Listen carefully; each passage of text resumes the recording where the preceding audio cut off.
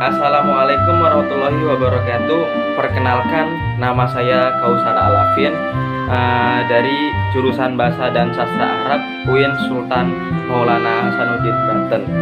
Baik, di sini saya ingin memaparkan atau menjelaskan materi saya, yaitu apa pengertian lahja, lughah, dan nutqu, qaul, dan kalam. Baik, assalamualaikum warahmatullahi wabarakatuh. Saya di sini akan menjelaskan apa itu lahja. Lahja menurut para ahli bahasa Arab adalah bahasa dan huruf yang digunakan oleh sekelompok orang dalam rumpun tertentu yang menyebabkan adanya perbedaan ucapan bahkan bacaan antara satu dengan yang lainnya. Lahja adalah logat bahasa perlambangan dan penghususan dari bahasa Indo. Selain itu, lahja juga merupakan sistem kebahasaan yang digunakan oleh suatu masyarakat untuk membedakan dari masyarakat lainnya. Lahja juga merupakan standar dasar dari sebuah bahasa. Lahja sendiri juga sering dihubungkan dengan seseorang atau sekelompok. Namun, lahja juga sering dihubungkan dengan bahasa, terutama bahasa tutur dalam daerah. Selanjutnya yaitu apa pengertian lughah. Bagaimana dengan kata lughah? Lughah dalam bahasa Arab, apakah ia berasal dari bahasa Arab itu tersendiri atau berasal dari bahasa lainnya? Lughah dalam bahasa Indonesia dapat diartikan dengan bahasa. Kata lughah ada yang menganggap dari bahasa Yunani, yaitu Igrikiah. Ada pula yang mengatakan dari Ibrani, yaitu Ibraniyah. Tetapi banyak ulama yang tidak sepakat dengan dua pendapat di atas. Dan mereka berpendapat kata lughah adalah asli dari bahasa Arab, bukan Arab.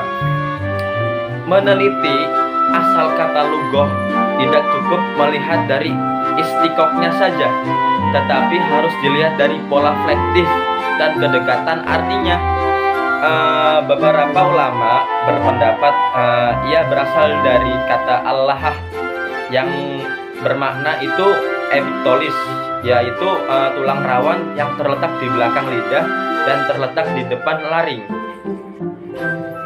Pendapat lainnya ia berasal dari bahasa Yunani yang diarabisasi dengan kata logos Yunani menjadi al-lughah. Dan berpendapat lainnya dari Dr. Hasan Naga yang penulis kutip dari makalah Dr. Isyam Faruk bahwa kata lughah tidak ditemukan dalam bahasa Arab yang bermakna kata atau ungkapan ataupun kalam Arab.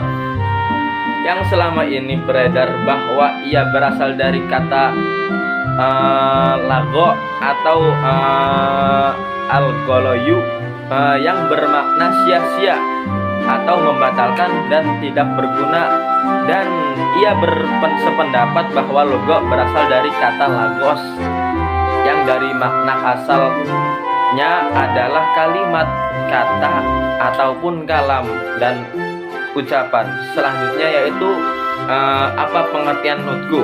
Nutqu di sini adalah konsep yang berkaitan dengan pengucapan atau pelafalan kata-kata dalam bahasa Arab. Ini mencakup cara suara-suara bahasa diartikulasikan secara fisik dalam ucapan. Pengajian nutqu melibatkan pemahaman tentang suara-suaranya, cara lidahnya, cara dan bibir, dan organ lainnya digunakan dalam pembentukan suara, serta bagaimana variasi regional atau individu mempengaruhi pengucapan. Selanjutnya yaitu apa pengertian qaul. Qaul di sini secara bahasa memiliki arti berkata atau berpendapat. Kata qaul juga sering dipertukarkan dengan kata madhab dalam penggunaan sehari-harinya, sebab dianggap memiliki makna yang sama Qaul secara harfiah berarti ucapan, yaitu ungkapan yang lebih umum. Yakin dapat mencakup kalimat, kalam maupun kalim. Karena pengertian qaul sendiri adalah lafaz yang dibentuk baik tersusun maupun tidak tersusun, dimengerti pun ataupun tidak, kecuali lafaz yang sama sekali tidak dibentuk dan tidak terpakai. Selanjutnya yaitu apa pengertian kalam. Kalam terdapat perbedaan terhadap penyebutan istilah kata dalam bahasa Indonesia dan bahasa Arab. Jika di dalam bahasa Indonesia disebut kata, makna dalam bahasa Arab disebut kalimah. Kumpulan kata dalam bahasa Arab, bahasa Indonesia disebut kalimah, sedangkan kumpulan kata dalam bahasa Arab disebut juga jumlah. Bahasa manusia terdiri dari 3 komponen, yaitu satuan bunyi disebut huruf atau abjad, susunan huruf yang memiliki arti tertentu yang dalam bahasa Indonesia disebut kata, dan dalam bahasa Arab disebut yaitu kalimah.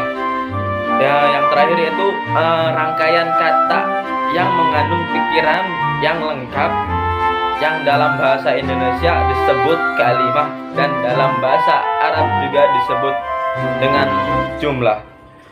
Baik, cukup sekian yang dapat saya sampaikan. Saya berharap hasil paparan saya yang saya berikan bisa bermanfaat untuk para penonton semuanya. Bila merasa ada kekurangan dan kesalahan, saya meminta maaf karena kesempurnaan hanyalah milik Tuhan. Wallahu muwaffiq ila aqwamit thoriq. Syukron katsiran ala ihtimamikum. Wal akhir wassalamualaikum warahmatullahi wabarakatuh.